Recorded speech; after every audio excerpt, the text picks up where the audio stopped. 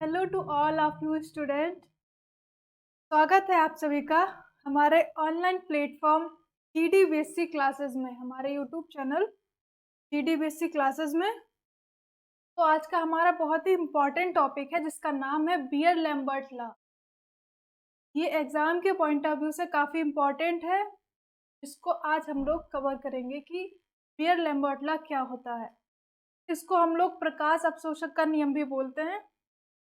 तो ये क्या बताता है, ये दो साइंटिस्ट ने मिलकर दिया था, बियर और लैम्बर्ट। ये दो साइंटिस्ट थे, इन्होंने बताया था कि एक मीडियम होता है, उसके अंदर सोल्यूशन भरा होता है। अगर उसके अंदर हम लोग मोनोक्रोमेटिक लाइट को डालते हैं तो क्या होता है, लाइट का कितना ज़्यादा क्षीणन होता है, वो लाइट कितनी एब्जॉर्ब होती है और उस मीडियम से कितनी बाहर निकलती है।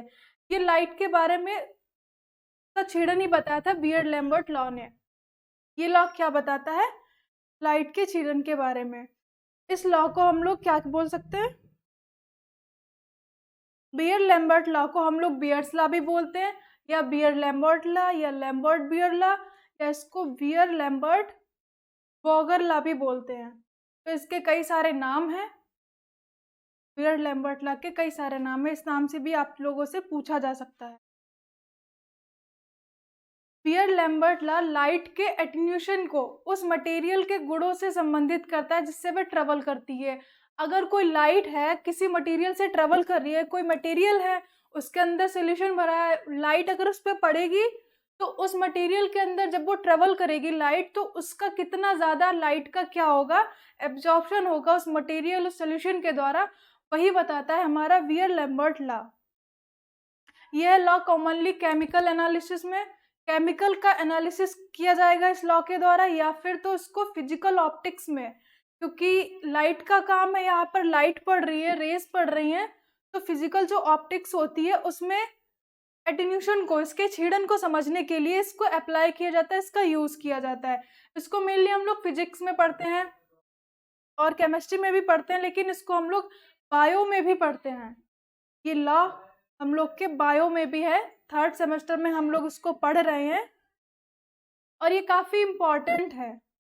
ये लॉ क्या है, इम्पॉर्टेंट है, इसको थोड़ा समझना रहता है बायो वाले बच्चों के लिए काफ़ी, क्योंकि थोड़ा मैथमेटिकली हो जाता है लॉ, लेकिन हम लोग बहुत ही सिंपल वे में बहुत ही ईजिली इसको समझेंगे। तो समझते क्या है, ये बियर लैम्बर्ट लॉ में दो लॉज कंसिस्ट होते हैं, दो लॉज आते हैं। Beer Lambert law consist two laws. पहला क्या है, पहला है लैम्बर्ट लॉ।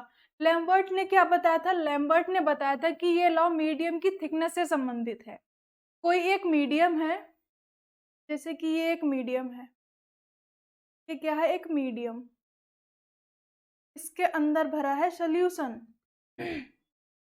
इस मीडियम की जो थिकनेस है, ये जो मीडियम है, इस पर पड़ेगी लाइट, पर पड़ेगी क्या, लाइट पड़ेगी, और इसकी जो थिकनेस है, ये इसकी थिकनेस को ही बताया था लैम्बर्ट ने। ये लैम्बर्ट लॉ क्या बताता है, मीडियम, ये जो मीडियम है इसकी थिकनेस कितनी है, जब लाइट पड़ेगी किसी मीडियम पर, ये जो लाइट आ रही है, लाइट रेज इस मीडियम पर पड़ रही है, तो यहाँ पर जब लाइट जाएगी इस मीडियम से, तो लाइट पड़ रही है इस पर प्रति सेकेंड प्रति मिनट, इस पर लाइट के फोटॉन्स जो पड़ रहे हैं इस मीडियम पर, वो लगातार कम होते जाएंगे। यहाँ पर जो लाइट सबसे पहले पड़ी थी वो ज़्यादा होगी, यहाँ पर कुछ एब्जॉर्ब हुई, थोड़ा इसके पास एब्जॉर्ब हुई, थोड़ा आगे एब्जॉर्ब हुई, तो जो लाइट एब्जॉर्प्शन बढ़ती जा रही है, कम होती जा रही है, उसका जो मीडियम है कि जो थिकनेस के कारण जो लाइट क्या होती जा रही है, कम होती जा रही है, लाइट का मीडियम क्या होता जा रहा है, कम होता जा रहा है। वही बताया था, थिकनेस से संबंधित बताया था लैम्बर्ट जी ने। लैम्बर्ट ने बताया था मीडियम की थिकनेस के बारे में। और वियर ने क्या बताया था, वियर ने ये बताया था कि ये सोल्यूशन का कंसंट्रेशन, हम लोगों ने मीडियम है, मीडियम के अंदर भरा है मीडियम के अंदर भरा है सोल्यूशन, ये तो मीडियम की थिकनेस हो गई। इतना यहाँ से लाइट क्या करेगी, ये वाला मीडियम है, यहाँ से जब लाइट पास करेगी तो इतना थिकनेस हो गया, इस थिकनेस से, ये तो थिकनेस वाला बताया था लैम्बर्ट साहब ने। अब बात करेंगे बियर ने क्या बताया था, तो बियर ने बताया था कि ये सोल्यूशन के कंसंट्रेशन से संबंधित है। ये जो मीडियम है इसके अंदर भरा हुआ है सोल्यूशन, सोल्यूशन का क्या कंसंट्रेशन है, जब लाइट पड़ेगी तो इसका कंसंट्रेशन क्या है, जो सोल्यूशन है इसके अंदर वो कितना लाइट को एब्जॉर्ब करेगा, उसकी कंसंट्रेशन से संबंधित है बियर्स लॉ।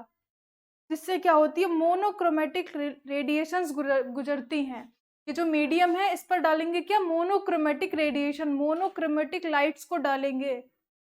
अब ये मोनोक्रोमेटिक लाइट्स क्या होती है, जैसे कि यूवी रेज होती हैं, उसमें बहुत सारी रेज होती हैं, वो हर तरफ ट्रेवल करती हैं, उसमें बहुत सारे कलर्स होते हैं। जब उस लाइट को क्या करेंगे, प्रिज्म के द्वारा उसको निकालेंगे तो एक वो कैसी हो जाएगी, मोनोक्रोमेटिक हो जाएगी। उसके एक कलर को हम लोग क्या, मोनो मतलब एक, क्रोमा मतलब कलर होता है, उसके एक कलर को हम लोग यहाँ पर डालेंगे, जो कि कैसा होगा, यूनिडायरेक्शनल होगा, एक ही डायरेक्शन में, इसी डायरेक्शन में जाएगा, एक डायरेक्शन में जाएगा, और कैसा होगा, मोनोक्रोमेटिक, एक कलर का। तो वही हम लोग क्या करेंगे, यहाँ पर मोनोक्रोमेटिक रेडिएशन को ही डालेंगे, मोनोक्रोमेटिक लाइट को ही डालेंगे, उसी से हमारा बियर लैम्बर्ट लॉ काम करेगा।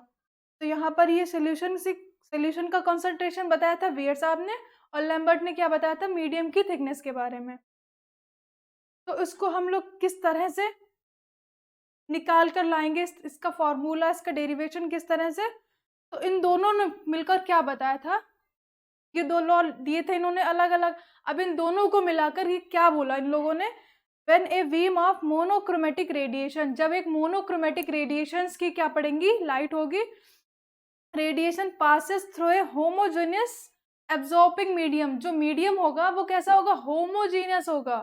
होमोजीनियस और होमोजीनियस सोल्यूशन कहने का मतलब है जिसमें कि सल्यूट और सॉल्वेंट कैसे होते हैं, बराबर बराबर होते हैं। होमोजीनियस एब्जॉर्बिंग मीडियम होना चाहिए, कैसा होना चाहिए, लाइट को एब्जॉर्ब करता हो, ऐसा मीडियम जो लाइट को एब्जॉर्ब करता होगा, तभी तो लाइट पता लगा पाएंगे। तो कैसा होना चाहिए मीडियम, होमोजेनस एब्जॉर्बिंग मीडियम।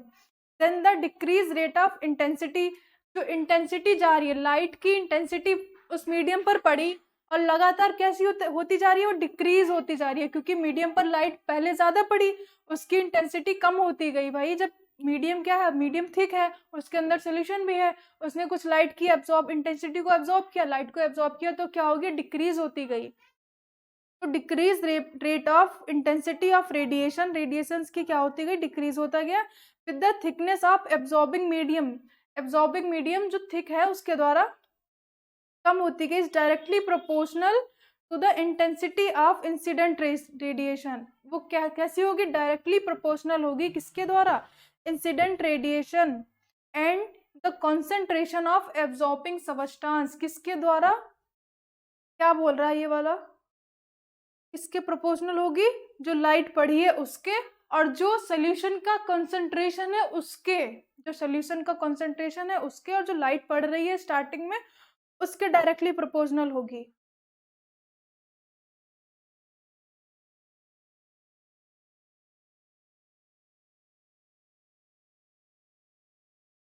अर्थात क्या हो जाएगा यहाँ पर, ये क्या है, एक मीडियम है, जैसे कि ये वाला, ये है एक मीडियम, मीडियम है एक, के अंदर भरा हुआ है सोल्यूशन, के अंदर भरा है क्या, ये वाला सोल्यूशन। अब इस सोल्यूशन में और इस मीडियम में जब हम लोग लाइट को पास आउट करेंगे, लाइट को डालेंगे, और वो लाइट कैसी होगी, मोनोक्रोमेटिक लाइट होगी, वो लाइट होगी मोनोक्रोमेटिक। जब इसको पास करेंगे हम लोग, तब यहाँ पर क्या हो जाएगी, डिक्रीज होती जाएगी, लाइट कैसी होती जाएगी, उसकी इंटेंसिटी डिक्रीज होती जाएगी। तो जो लाइट हम लोगों ने भेजी है उसको हम लोग लिखेंगे I0, और जो यहाँ से निकली हुई है डिक्रीज रेट उसको बोलेंगे I। तो ये मीडियम हो गया। मीडियम कैसा है, इसके द्वारा क्या होगी, लाइट एब्जॉर्ब होगी, स्पेशल टाइप का मीडियम है, और इसके द्वारा कैसा, इसके अंदर भरा हुआ सोल्यूशन कैसा है, होमोजेनस एब्जॉर्बिंग सोल्यूशन, जो क्या करता है, लाइट को एब्जॉर्ब करता है।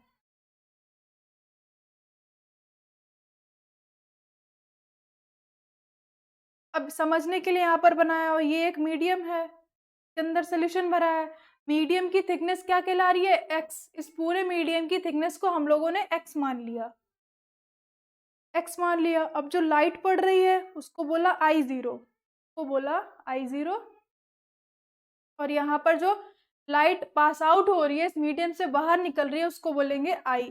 और ये लाइट कैसी है, मोनोक्रोमेटिक। मोनोक्रोमेटिक समझ गए कैसी लाइट होती है, अभी बताया आप लोगों को।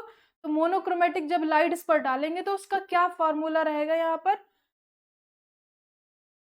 पर लिखा हुआ -DI/dx डायरेक्टली प्रोपोर्शनल इसके साथ, आई और सी के साथ। यही वाली डेफिनेशन अभी हम लोगों ने पढ़ी। क्या पढ़ा अभी हम लोगों ने?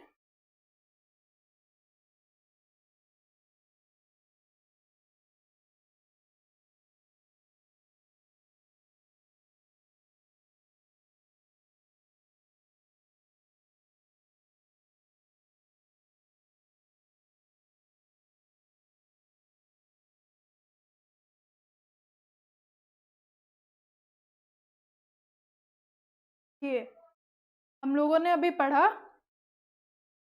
क्या पढ़ा हम लोगों ने?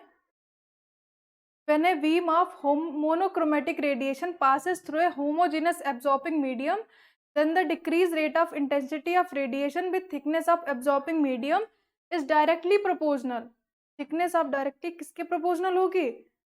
ये क्या है? I क्या है? इंटेंसिटी, लाइट की इंटेंसिटी कितनी पड़ रही है वो, और उसकी थिकनेस कितनी है वो, DI/dx, कितनी उसकी इंटेंसिटी है, किस इंटेंसिटी से लाइट पड़ रही है मीडियम पर, और उसकी थिकनेस कितनी है, मीडियम की थिकनेस कितनी है, वो डायरेक्टली प्रोपोर्शनल होगी किसके? कॉन्सेंट्रेशन के और लाइट की इंटेंसिटी के। लाइट किस स्पीड से पड़ रही है वो डायरेक्टली प्रोपोर्शनल होगी इंसिडेंट रेडिएशन के। जो रेडिएशन आपने स्टार्टिंग में डाली थी उसके इंसिडेंट रेडिएशन, और किसके? कंसंट्रेशन ऑफ एब्जॉर्बिंग सबस्टांस से उसके डायरेक्टली प्रोपोर्शनल होगी। इतना फॉर्मूला समझिए, आगे आगे बहुत ही सिंपल होता जाएगा। तो ये इतना समझ में आया, -di/dx क्या हो जाएगा? डायरेक्टली प्रोपोर्शनल हो जाएगा आई और सी के। आई क्या है? इंटेंसिटी है लाइट की, और सी क्या है? कंसंट्रेशन। अब ये माइनस क्यों लगा हुआ है? माइनस इसलिए लगा हुआ है कि जो लाइट की इंटेंसिटी आप लोगों ने स्टार्टिंग में डाली वो लगातार कैसी होती जा रही है? डिक्रीज होती जा रही है। तो वो डिक्रीज रेट ही यहाँ पर माइनस क्या दिखा रहा है? उसके डिक्रीज रेट को दिखा रहा है। तो यहाँ पर -di/dx प्रोपोर्शनल टू आई और सी। अब क्या करेंगे हम लोग? अब इस प्रोपोर्शनल वाले साइन को हटा देंगे। -di/dx इज इक्वल टू के, यहाँ पर ले आएंगे के और आई। सी के क्या है? यहाँ पर कांस्टेंट है।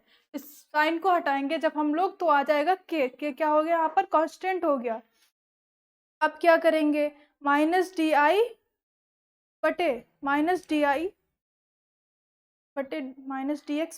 बराबर के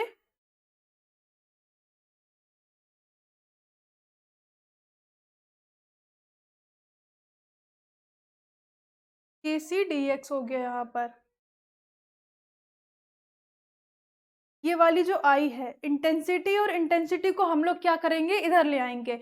यहाँ पर -di/dx लिखा हुआ है बराबर के आई सी। इधर भी इंटेंसिटी और इधर भी इंटेंसिटी है, तो उधर वाली इंटेंसिटी को हम लोग इधर ले आएंगे। ये वाली इंटेंसिटी क्या करेगी? इधर आ जाएगी। यहाँ पर वाली इंटेंसिटी यहाँ पर आ जाएगी।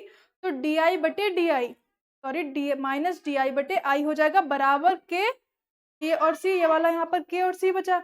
अब आई तो इधर चला गया, यहाँ पर आ गया ये वाला dx इधर।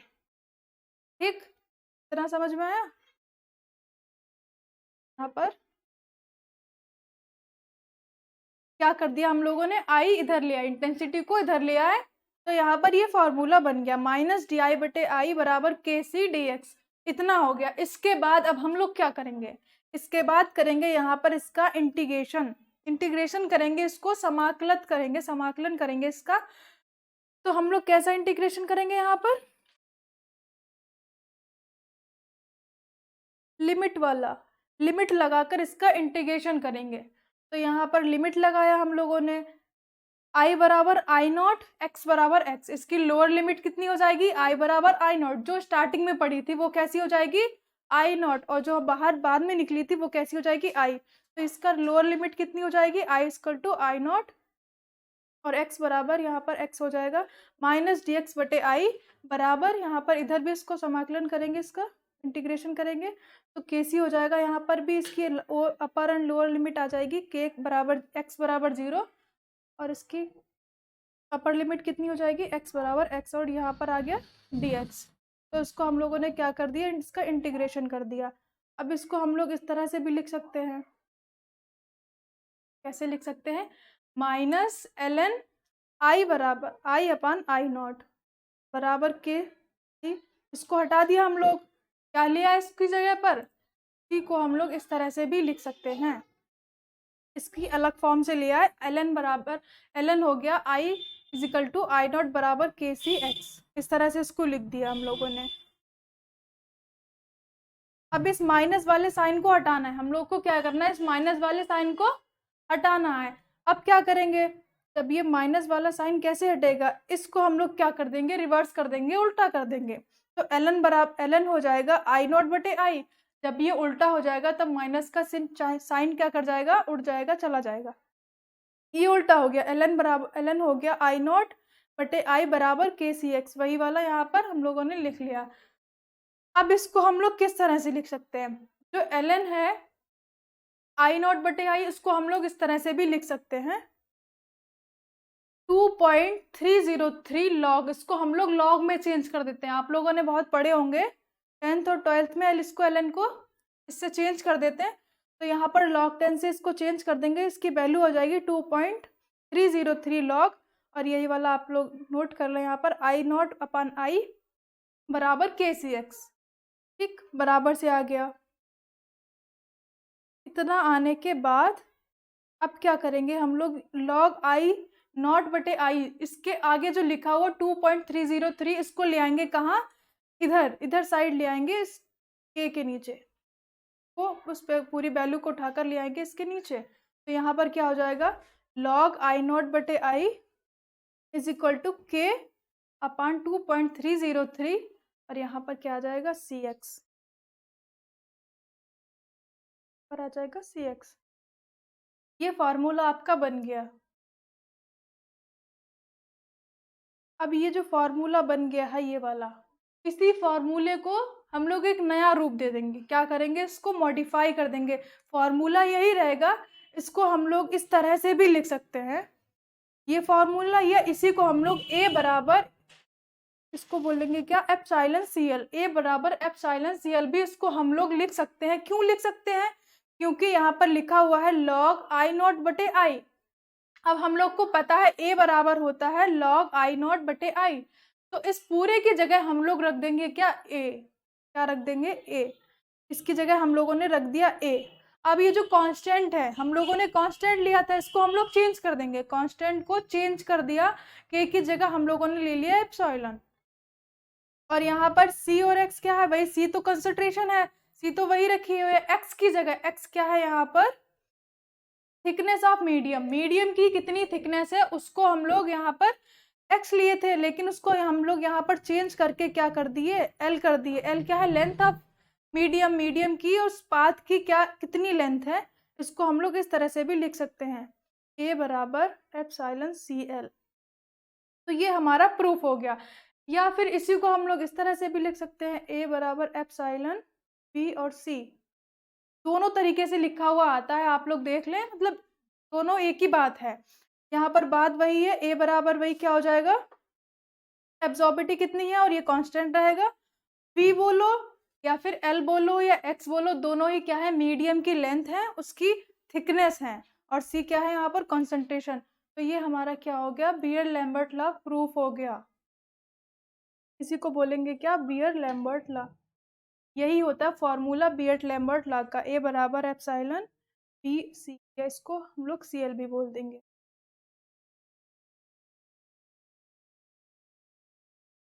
तो इसमें क्या देखा हम लोगों ने? किस तरह से एक मीडियम से लाइट जा रही है, लाइट पास आउट कर रही है, और कितना उसका इंटेंसिटी कम होता जा रहा है, डिक्रीज होता जा रहा है।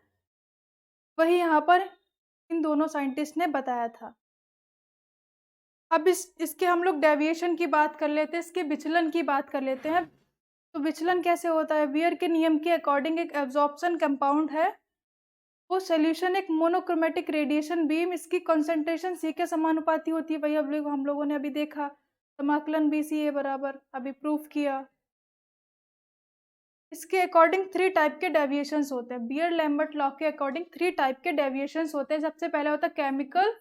इसमें क्या होता है? ये विचलन तब होता है जब एब्जॉर्बिंग स्पीसीज ऐसे प्रोडक्ट्स को देने के लिए विलयन के साथ क्या करती है, उससे गुजरती है और एब्जॉर्ब होती है। केमिकल डेविएशन होगा। दूसरा कैसा होगा, इंस्ट्रूमेंटल स्टेरलाइट के थ्रू। इंस्ट्रूमेंटल डेविएशन उस उपकरण से विकिरण के रूप में परिभाषित किया जाता है जिससे कि वेवलेंथ बैंड बाहर होती है। जिससे वेवलेंथ क्या करेगी, एक ही कलर टाइप का हम लोग को चाहिए होता है, उससे बाहर होती है। सरफेस कोई या हम लोग विंडो वगैरह की बात करें, उसमें इस टाइप का इंस्ट्रूमेंट डेविएशन होता है। और थर्ड है यहाँ पर deviation by polychromatic radiation. Beer के लॉ का यूज केवल उसी तभी होगा जब मोनोक्रोमेटिक रेडिएशन होगा। मोनोक्रोमेटिक रेडिएशन के साथ ही इसको देखा जाएगा। मोनोक्रोमेटिक जब लाइट पड़ेगी तभी इसको हम लोग देखेंगे। और वो लाइट क्या होती है अभी हम लोग समझ। तो ये होगा इसका डेविएशन। अब इसके लिमिटेशंस की बात कर लेते हैं। क्या क्या लिमिटेशन होनी चाहिए तब ये वर्क अपना वर्क करेगा, तब ये लॉ क्या करेगा, अपना वर्क करेगा। तो इसके लिए सोल्यूशन कैसा होना चाहिए, डाइल्यूट होना चाहिए। सोल्यूशन बहुत ही पतला पतला होना चाहिए, जिससे क्या होगी, लाइट एब्जॉर्ब होगी। तो सोल्यूशन कैसा होना चाहिए, डाइल्यूट होना चाहिए। नेक्स्ट है यहाँ पर टेम्परेचर कांस्टेंट रहना चाहिए। किसी भी चीज़ का जब हम लोग क्या करेंगे, एनालिसिस करेंगे, उसको लाइट को एब्जॉर्ब को हम लोग जब एनालिसिस करेंगे, उसको पता करेंगे, तो उसका टेम्परेचर आगे पीछे नहीं होना चाहिए, वो कांस्टेंट रहना चाहिए। ये इसकी लिमिटेशन हो गई। दूसरी लिमिटेशन है no reaction during the experiment. जब हम लोग एक्सपेरिमेंट कर रहे हो तो उस सोल्यूशन के अंदर कोई भी रिएक्शन होनी नहीं चाहिए, वरना हमारा रिजल्ट क्या हो जाएगा, गड़बड़ हो जाएगा। और फोर्थ यहाँ पर हम लोग अलग से बता देते हैं कि इसके लिए मोनोक्रोमेटिक लाइट बहुत ही ज़्यादा ज़रूरी है। कोई भी लाइट ज़रूरी नहीं है, सिर्फ मोनोक्रोमेटिक लाइट का ही इसमें यूज़ होगा बियर्ड लैम्बर्ट लॉ में। ये एप्लीकेशन की बात कर लेते, क्या क्या इसके एप्लीकेशन है। तो सबसे पहले इसका एप्लीकेशन है एनालिटिक केमिस्ट्री में। किसी चीज़ को हम लोग क्या करेंगे, केमिस्ट्री में किसी चीज़ की एनालिसिस के लिए, एनालिसिस मुख्य रूप से स्पेक्ट्रोफोटोमीट्री द्वारा सेपरेशन के लिए इसका यूज़ किया जाएगा। कोई सोल्यूशन है, उसमें क्या करा जाएगा, हम लोग सोल्यूशन को देखेंगे, उसको एनालिसिस करेंगे, उसके रिजल्ट के लिए केमिस्ट्री में इसका बहुत ज़्यादा यूज़ किया जाता है। नेक्स्ट है यहाँ पर एटॉमिक एब्जॉर्प्शन। धातु सांद्रता के निर्धारण के लिए एटॉमिक ऑब्जेक्ट एब्जॉर्प्शन स्पेक्ट्रोफोटोमीट्री का इसमें यूज़ होता है। स्पेक्ट्रोमीट्री का यहाँ पर यूज़ होता है एटॉमिक एब्जॉर्प्शन में। और एटमॉस्फेयर में भी इसका काफ़ी यूज़ रहता है। इस नियम का यूज़ करके एटमॉस्फेयर में सोलर या स्टीलर रेडिएशन का वर्णन किया जाता है। सोलर या स्टीलर रेडिएशन, जो सौर ऊर्जा वाली यूवी रेज आती है उसको, या फिर जो स्टीलर सिस्टम में उसकी जो रेज होती हैं उसको डिटरमाइन करने में, उसको वर्णित करने में, बताने में भी इसका काफ़ी यूज़ रहता है। और उसको किसी भी सोल्यूशन का, किसी भी सोल्यूट का उसका मॉलिक्यूलर वेट कितना रहेगा वो भी इसके द्वारा निकाल सकते हैं फॉर्मूले के थ्रू। इसके कॉन्सेंट्रेशन कितना रहेगा, सोल्यूशन का कॉन्सेंट्रेशन, उसकी लाइट की इंटेंसिटी, सारा का सारा इस हम लोग क्या कर सकते हैं, इस फॉर्मूले के थ्रू निकाल सकते हैं। तो ये क्या है, इसके एप्लीकेशन है, किस तरह से ये वाला लॉ आपका वर्क करता है।